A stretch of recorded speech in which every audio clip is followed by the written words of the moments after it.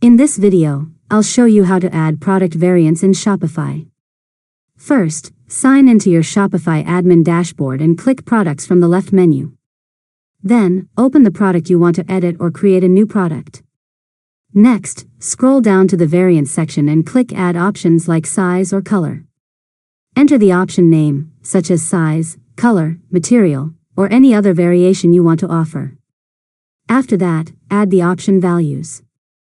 For example, if you're creating a size option, you can enter small, medium, and large.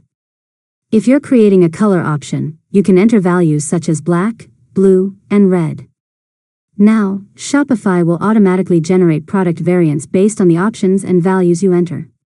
Each variant can have its own price, inventory quantity, SKU, and image.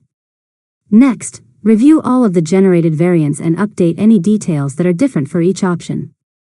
This helps customers select the exact version of the product they want to purchase. Once you're finished, click Save to apply the changes. Finally, visit your online store and open the product page to make sure the variant options appear correctly and customers can select their preferred product variation.